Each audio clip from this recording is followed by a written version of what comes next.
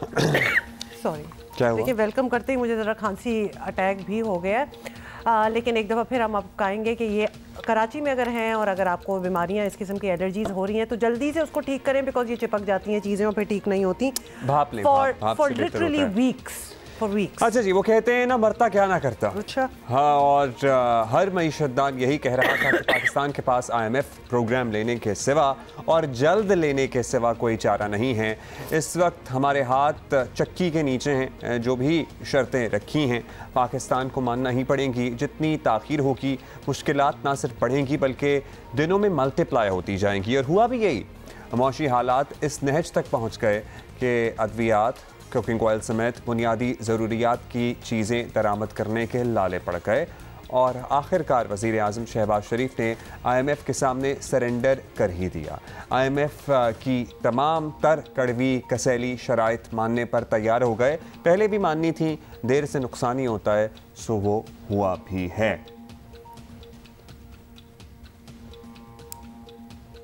बदकिस्मती से 75 साल में हमने जो कुछ किया, आज उसका सारा जो नुकसानात सामने हैं। मुझे उसमें तफसील में नहीं जाना। ये 75 साल में इस हमाम में सब नंगे हैं। मेरी हुकूमत, हमारी हुकूमतें और मार्शलाई हुकूमतें और तमाम हुकूमतें शामिल हैं। सबको इसकी जिम्मेदारी कबूल करनी होगी। IMF को हमने ये बड़ा वाज़ेह पैगाम दिया है कि भाई हम आपके साथ 9th रिव्यू मुकम्मल करना चाहते हैं, हम तैयार हैं और आपकी जो शराइत हैं उनको आपके साथ बैठकर नेगोशिएट करके उसको हम कंक्लूड करना चाहते हैं कि हम बिला ताखीर 9th रिव्यू जो है उसको हम मुकम्मल करना चाहते हैं। कि मैं बतौर इस हुकूमत के वज़ीर आज़म के, मैं अपनी सारी की सारी सियासी जो कमाई है मैं कुर्बान कर दूंगा पाकिस्तान की रियासत को बचाने के लिए और पाकिस्तान को बचाने के लिए। अच्छा जी, साथ ही आपको बताएं कि वज़ीर ख़जाना इसहाक डार की डॉलर पॉलिसी इस बार कामयाब होती नज़र नहीं आई। सर तोड़ कोशिशों के बावजूद रुपया मजबूत ना डॉलर काबू में आया और डॉलर को ज़बरदस्ती कंट्रोल करने की कोशिश में ब्लैक मार्केट खड़ी हो गई, जो कि ऐसी चीज़ों में ऐसा होता ही है। वैसे किसी को भी ज़बरदस्ती कंट्रोल करने की कोशिश करेंगे ना तो वो कभी कामयाब नहीं होगी, चाहे इंसान हो या डॉलर। बढ़िया, आपने गहरी बात कर दी है, लेकिन let's stick with the economy at the moment. और साथ ही आपको बताएं कि साबिक वज़ीर ख़जाना मिफ्ताह इस्माइल हमेशा डॉलर रियल वैल्यू पर रखने के हक़ में रहे हैं, लेकिन वो इस बात के भी पुरजोर हामी रहे कि मुल्क बचाना है तो मुश्किल फ़ैसले करना पड़ेंगे, ख्वाह कितना ही सियासी नुकसान क्यों ना हो। और साथ ही हम आपको बता दें कि मिफ्ताह इस्माइल इस वक्त हमारे साथ हैं, जो आजकल बाय द वे री इमेजिनिंग पाकिस्तान के नाम से होने वाले सेमिनार्स का अहम हिस्सा हैं और इन सेमिनार्स में मुख्तलिफ सियासी और समाजी शोबों के माहिरीन सियासी वाबस्तगी से बालातर होकर इस बात पर गौर कर रहे हैं कि पाकिस्तान के निज़ाम में बेहतरी के लिए क्या होना चाहिए। बहुत ही इंपॉर्टेंट है, कुछ दिन क्योंकि पहले हमने वक्त आ मुस्तफा गया ये नवाज सोचा खोकर जाए। साहब को दावत दी थी, शाहिद खाकान भी इसका हिस्सा हैं और भी बहुत से नामवर लोग हैं, थिंक टैंक्स हैं जो इसका हिस्सा हैं। And by the way, just in case you don't know, Miftah Ismail साहब is now on Twitter as well, so वहाँ पे भी इनको बड़ी पजीराई मिल रही है। मिफ्ताह इस्माइल साहब साबिक़ वज़ीर ख़ज़ाना हमारे साथ मौजूद हैं। मिफ्ताह साहब, हम मईशत पर भी और आवाम के जो मसाइल हैं उन पे भी बात करेंगे, लेकिन सबसे पहले ये जो री इमेजिनिंग पाकिस्तान वाला मामला है इस पे आपसे जानना चाहेंगे। Bye the way good morning, कि कब से आप लोगों के जहन में ये चल रहा था, ओरिजिनली किसका आइडिया था, या सब ने मिल बैठ कर ये फैसला किया कि हाँ यार अब इस पे बहस होनी चाहिए, बात होनी चाहिए, नीड ऑफ द मोमेंट बन गया क्या? जी बहुत शुक्रिया, very good morning to both of you, thank you so much for having me. वो काफ़ी अरसे से मुस्तफ़ा साहब, मैं, शाहिद अब्बासी साहब, फवाद साहब इस बारे में बात कर रहे थे कि हम क्या लेगेसी छोड़ के जाएंगे अपने जिंदगियों के इख्तिताम पे जब होगी। तो इफ़ यू लुक बैक तो हम क्या, वुड माई अकम्पलिशमेंट भी कि मैं वज़ीर रह चुका हूँ, या शायद भाई प्राइम मिनिस्टर रह चुके हैं, मुस्तफ़ा वज़ीर रह चुका है, या कोई ऐसी काम करके जाएं कि जिससे इस मुल्क की एक्चुअल फ़ायदा हो। तो हम समझते हैं कि जिस मुल्क में 80-86% बच्चे मेल नूरिश्ड हों, 40% बच्चे जिसके अंदर स्टंटेड हों, जिस मुल्क में आधे बच्चे जो है स्कूल जा सकते हैं वो स्कूल नहीं जा रहे हों, जिस मुल्क में 42% औरतें जो हैं वो आयरन डिफिशिएंसी में हों, तो कि जब तो so that اگر جب ان کو بچے ہوتے ہیں تو وہ انڈر ویٹ ہوتے ہیں. جس ملک میں ایوریج بچہ جو ہے وہ میتھ اور سائنس میں فیل ہو رہا ہو, جس ملک میں صرف 2-2.5% بچے جو او لیولز کر رہے ہوں وہ آگے جا رہے ہوں, باقی جو 97-98% بچے جو کہ میٹرک کی اسٹریم سے آتے ہیں ان کو کوئی چانس ہی نہ ہو زندگی میں. جب یہ سب چیزیں ہو رہی ہوں تو یہ ملک جو ہے وہ پاکستان اتنا اچھا ملک ہے لیکن جو اوور ویلمنگ میجورٹی آف پاکستانیوں کو پیچھے چھوڑ رہا ہے. اور ہم کو پاکستان کی گورننس کو بہتر کرنا ہے. ہر ملک اگر ہم کو چھوڑ کے آگے نکل رہا ہے اس کا مطلب یہ کہ یہاں پہ گورننس کا ماڈل ٹھیک نہیں ہے. اگر بنگلہ دیش جو ہم سے غریب تھا, ہندوستان جو ایک زمانے میں ہم سے غریب تھا, وہ سب ہم سے آگے نکل گئے ہیں, تو ہم کو یہ دیکھنا ضروری ہے کہ ہم کیا غلطی کر رہے ہیں. تو ہم نے کہا کہ اکراس پولیٹیکل پارٹیز ہم لوگوں کو ساتھ لائیں گے, ایک پاکستان بھر جائیں گے, ہر آدمی سے پوچھیں گے بھئی آپ کا کیا مسئلہ ہے پاکستان کے اندر, کیا آپ چاہتے ہیں ہونا چاہیے, اور پھر we will rethink that Pakistan, reimagine that Pakistan جو ہم سمجھتے ہیں پاکستان ہونا چاہیے, اور پھر اس کا ایک پلان دیں گے, اور پھر تمام سیاسی پارٹیوں کو کہیں گے کہ یار یہ پلان پہ آپ عمل کریں, انشاءاللہ تو بہتری آئے گی. مفتی صاحب, what do you think is the basic flaw? اب تو ویسے ابھی ظاہر شروعات ہی ہے ری امیجن پاکستان کے سفر کی, لیکن کچھ آپ کی اپنی بھی تو سوچ ہوگی نا. آپ نے جن ملکوں کا ذکر کیا وہاں بھی پارلیمانی جمہوریت ہے, مطلب یہاں ایک ڈسکشن شروع ہو جاتی ہے ہمارا نظام ہی ٹھیک نہیں ہے اور اس نظام کو ہی چینج کرنا چاہیے, لیکن ہمارا 73 کا آئین اس وقت کے اسٹانچ پولیٹیکل رائیولز نے متفقہ طور پر منظور کیا, جو کہ شاید آج کی سیاسی تاریخ میں ممکن نہیں نظر آتا. What do you think is the basic flaw? کہاں غلطی ہے؟ دیکھیں ہم نے جمہوریت بھی ٹرائی کر لی ہے, پارلیمنٹری ڈیموکریسی بھی کر لی ہے, صدارتی نظام بھی کر لیا ہے, ہم نے ڈکٹیٹرشپ بھی ٹرائی کر لی ہے, military dictatorship, Islamic military dictatorship, secular military dictatorship, ہم نے ہر چیز ٹرائی کر لی ہے. The problem in Pakistan is not کہ نظام کیا ہو, the problem is کہ Pakistan doesn't work. It is a small elite of Pakistanis that control consciously or unconsciously ہر فیصلہ پاکستان کا. تو جو بھی ہم فیصلے کرتے ہیں وہ ایلیٹ کا فائدہ ہوتا ہے. آپ سوچیں کہ 40 لاکھ بچے پاکستان سے اگر اس سال میٹرک کریں گے تو 40-50 ہزار بچوں نے اے لیولز کرے ہیں, وہی بچے آگے جا رہے ہیں. 5-6 اسکولیں ہیں جن کے بچے جو ہے وہ پاکستان کنٹرول کرتے ہیں. ایک اسکول ہے H S N college Lahore میں, آدھی کابینہ اس کے عمران خان صاحب کی اس سے آئی ہوئی, کبھی کبھار آدھی سپریم کورٹ کی ججز کی اسٹرینتھ اسی اسکول سے آتی ہے. کراچی گرامر اسکول کے بچے جو ہوتے ہیں آدھے پاکستان کے امیر ترین لوگ اس اسکول سے آئے ہوئے ہوتے ہیں. 4 لاکھ اسکولیں اگر پاکستان میں ہو, یہ 2 اسکولوں کا میں نام دے سکتا ہوں, اس کے علاوہ اگر 2-3 اور اسکولیں ڈال دوں, ایک حسن عبدال کی ڈال دوں اسکول, اور 2-4 اور امریکن اسکول وغیرہ ڈال دوں, 2-3 ہائی پرائس اسکولس, تو دیٹس اٹ. یہ پورے پاکستان, یہ بچے جو آج انٹر او لیولس کریں گے وہاں سے اے لیولس کریں گے, ان کے والدین آج پاورفل ہیں اور یہ جا کے پاورفل بن جائیں گے. اور وہ جو باقی 55 لاکھ بچوں میں سے جو 54 لاکھ بچے ہوں گے ان کا کوئی مستقبل ہی نہیں ہے. اگر آپ انگریزی نہیں بول سکتے تو آپ دفتر میں اس کے آگے ایک لیول کے آگے جا ہی نہیں سکتے. ایک لنگوسٹک ڈیوائڈ پاکستان میں انگریزی بولنا ہے کہ بھائی یہ نہیں ہے کہ پنجابی, سندھی, بلوچ, یہ لنگوسٹک ڈیوائڈ اتنی نہیں ہے جتنی انگریزی بولنا یا نہ بولنا ایک لنگوسٹک ڈیوائڈ ہوگی. تو آپ نے ایک بڑا عجیب سا ایک ایلیٹ سسٹم بنا رکھا ہے پاکستان کے اندر, جس کو آپ کو ہٹانا پڑے گا اور ایک کولیشن بنانا پڑے گا ینگ لوگوں کا, اسٹوڈنٹس کا, دوسرے لوگوں کا, کہ جو کہیں گے کہ نہیں یار پاکستان کو آگے بڑھاؤ. جو امیر لوگ ہیں, صاحب حیثیت لوگ ہیں, ان کو نہیں چاہیے کہ گروتھ ہو پاکستان میں. ان کے لیے ٹھیک ہے گروتھ نہ بھی ہو تو آج ان کے پاس اللہ کا دیا سب کچھ ہے. جو نچلا طبقہ ہے پاکستان کا, جو غریب ہے یا غربت میں پھنسا ہوا ہے, ان کے لیے چاہیے کہ روزگار کے مواقع ہوں, ان کے لیے چاہیے کہ مہنگائی کم ہو, ان کے لیے چاہیے کہ ایڈمنسٹریشن اچھی ہو, ان کے لیے چاہیے کہ حکومت کی سروس ڈیلیوری اچھی ہو. تو وہ کام ان کو کرنا ہے. اچھا, لیکن مفتیٰ صاحب یہ کرنا کیسے ہے؟ Okay, I can imagine all of you sitting together, اور obviously I'm sure آپ لوگوں کے بڑے اچھے آئیڈیاز ہوں گے, progressive آئیڈیاز بھی ہوں گے. The irony is that you all have been part of political parties جن میں بھی کچھ چینجز کیے جا سکتے ہیں. اب obviously کیا ریزسٹنس ہوگی وہ تو آپ لوگوں کو بھی بہتر پتہ ہے, لیکن وہاں نہیں ہوئے تو آپ سارے you got together and you are reimagining Pakistan. But اس کا فیوچر کیا ہے؟ Is this the beginning of a political movement, a party? How do you propose to take it forward? آپ لوگوں نے تو بیٹھ کے سوچ لیا, and a lot of people, ابھی ہم ڈسکشن کر رہے ہیں, we'll all agree with it as well, لیکن اس کو امپلیمنٹ کرنا, اس سوچ کو آگے بڑھانا پورے ملک میں, it's a tall task.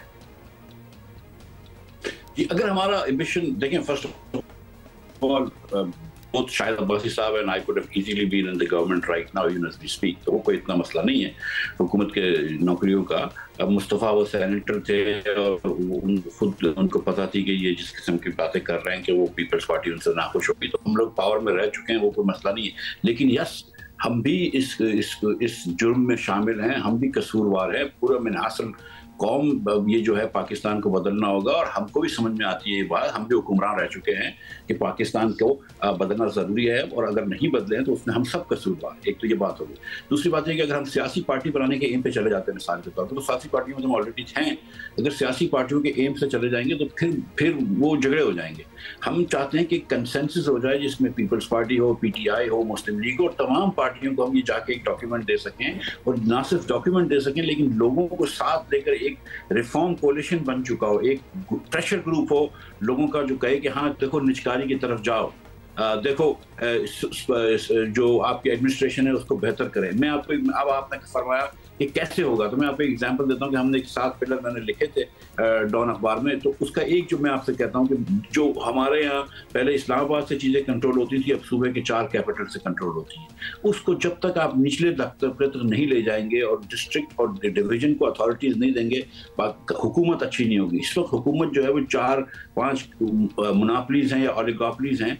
आपको हुकूमत में कॉम्पिटिशन करना पड़ेगा. अगर कराची की मिसाल लें तो मलीर एक अलग डिस्ट्रिक्ट है और उसके पास अथॉरिटी होनी चाहिए अपने प्रॉपर्टी टैक्स की. वो आप वहाँ पे जाके फैक्ट्री मॉल लगा लें, खोल लें, या साउथ में खोल लें या डिस्ट्रिक्ट ईस्ट में खोल लें.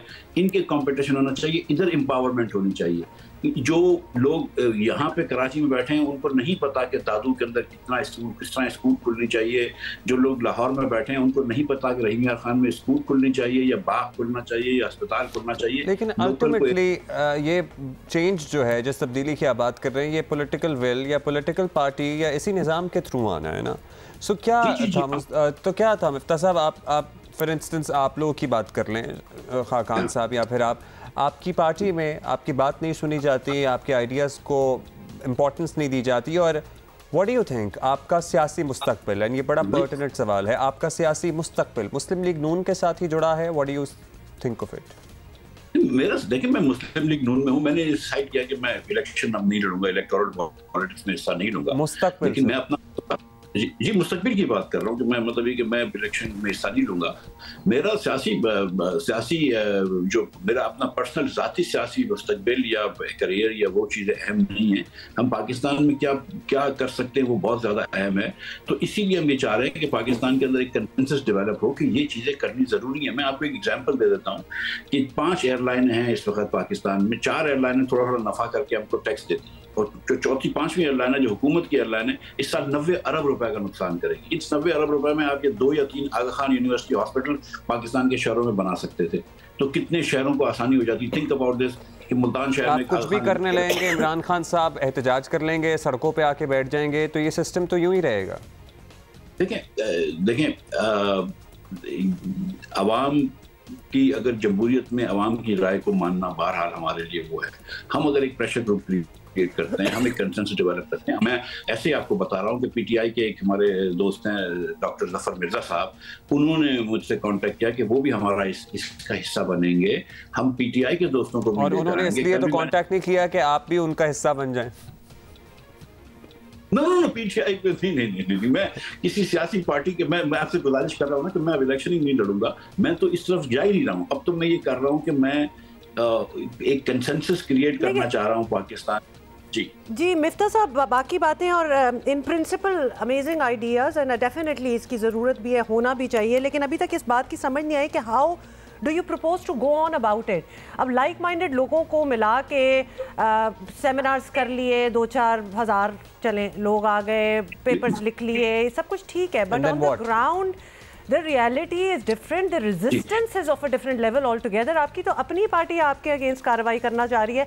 how do you take off? और मुझे तो बड़ा दुख है इस बात से कि आप इलेक्शन नहीं लड़ेंगे, क्योंकि आपको तो इलेक्शन लड़ना चाहिए. और आप जैसे लोग तो आने चाहिए ना. वो सिस्टम से अगर आप निकल गए तो फिर तो बिल्कुल ही आपने वो मैदान छोड़ दिया.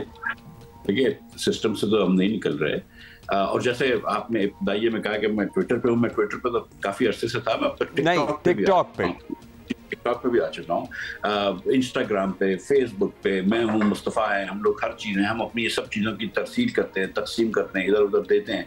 हम कोशिश कर रहे हैं, जैसे आपके सामने अभी हाजिर हुआ हूँ, हम कोशिश कर रहे हैं कि पाकिस्तानियों को इधर लेकर आएँ कि देखें, जब अभी मिसाल के तौर पर अगर आप निजकारी की बात करते हैं तो हर पार्टी इस वक्त निजकारी के हक में। जिस दिन आपने किसी एक पार्टी ने निजकारी का काम शुरू किया तो बाकी दीगर पार्टियों ने कहा ये चोरी कर रहे हैं, ये कर रहे हैं, ये कर रहे हैं, ये खा जाएंगे, ये डूब जाएंगे, PIA जो है वो मुल्क का असासा है, ये है वो है, मतलब सारी बातें शुरू करते हैं।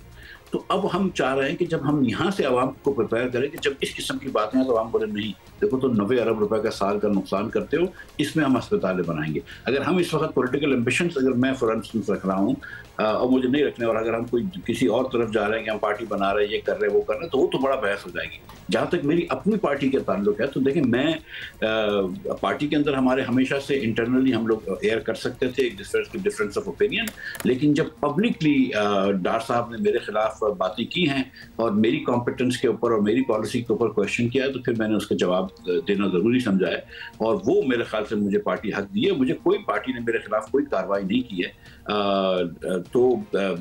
आपको लगता है कि पाकिस्तानी मईशत आज जिस नहज पर खड़ी है, और सर्टनली मुश्किल हालात तो पहले से ही हैं, अब नहीं हैं, लेकिन डार साहब की स्टबर्ननेस और उनके फैसले ना करने की कैपेसिटी, या 2023 को और 22 को 1990 या 99 समझना, इसका भी बड़ा हाथ है इसमें?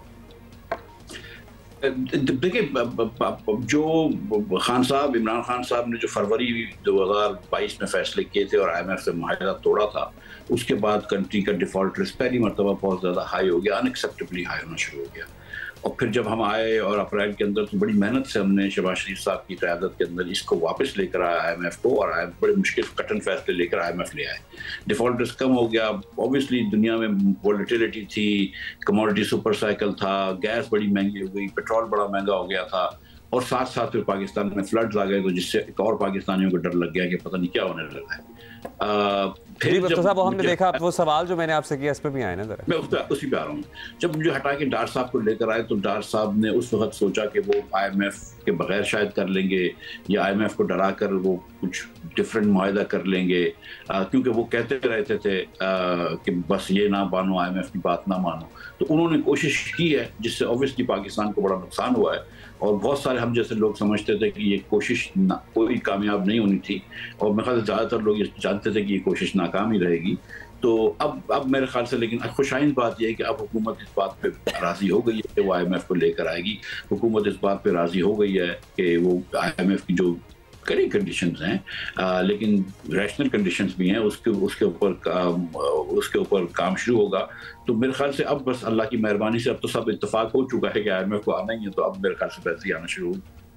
अच्छा, ये भी बताइए कि अच्छा, सबसे पहले तो एक चीज़, आपकी सारी गुफ्तगू में आप बताएं, जो लाइक माइंडेड लोगों की बात हो रही थी और हम री-इमेजिन पाकिस्तान की बात कर रहे हैं, कोई पाकिस्तान तहरीक इंसाफ से भी कुछ लोगों को आपने अप्रोच किया कि यू आल्सो बिकम एक ने तो आपको अप्रोच किया ना डायलॉग, या फिर how do people become a part of this dialogue? मेरा मुस्तफ़ा का शाहिद अब्बासी का एक्सेस तो बड़ा आसान है, फवाद हसन फवाद साहब का एक्सेस बड़ा आसान है, तो जिस भाई बहन को हमको अप्रोच करना है, लेकिन कम हमारे सेमिनार्स में वैसे भी आ सकते हैं। और मैं नाम नहीं लेना चाहता, लेकिन ऑब्वियसली PTI के दोस्तों से मेरी बात हुई है।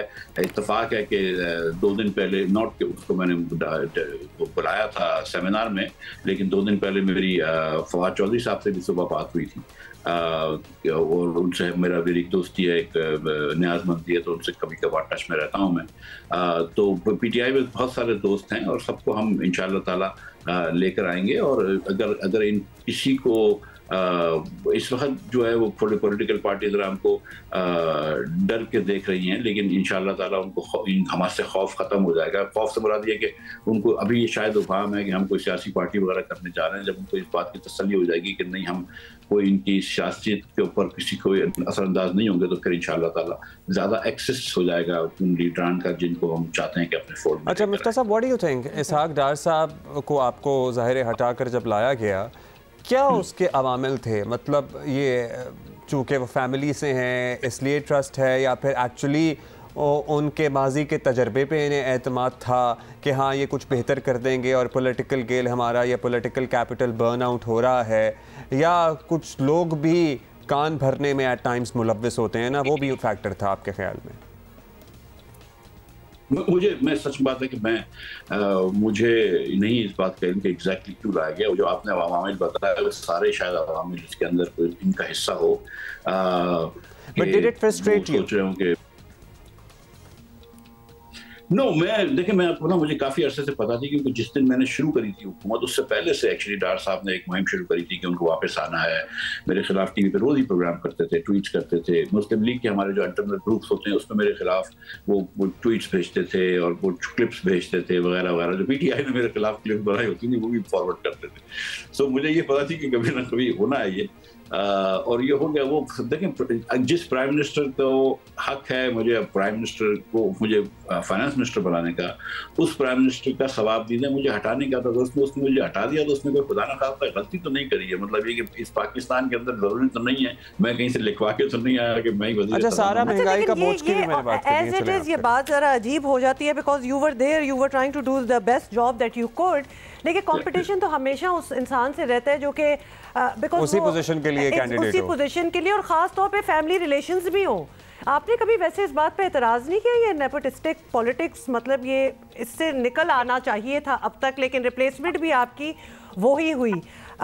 ایک بات یہ، دوسرا یہ اب اگر الیکشنز ہو رہے ہیں اس سال اور نون آ جاتی ہے واپس ان گورنمنٹ، تو آپ وزیر خزانہ دیکھتے کسے ہیں؟ مطلب اسحاق ڈار کی کمپٹنسی انکمپٹنسی ڈیلیز وہ تو سامنے ساروں کے آگے، he can not be put again in charge of the same ministry.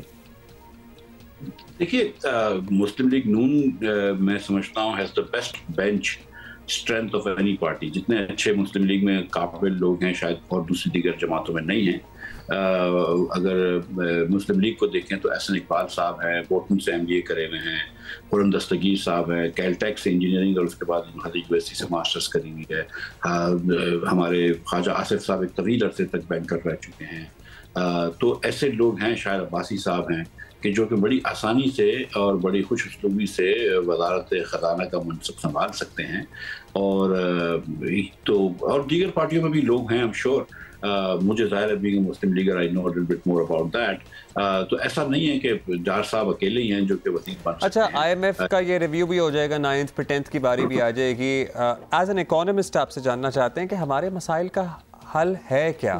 مطلب ٹائمری ریلیف تو مل جائے گا ہمیں، مہنگائی ہماری آلریڈی 30% پہ ہے، ہمارا انڈسٹریلسٹ کاروباری ایلیٹ آج بھی روتا ہے، کل بھی رو رہا تھا، اور فوائد بھی اگر آپ دیکھیں تو they are highly privileged people, subsidies بھی سب سے زیادہ انہیں ہی ملتی ہیں.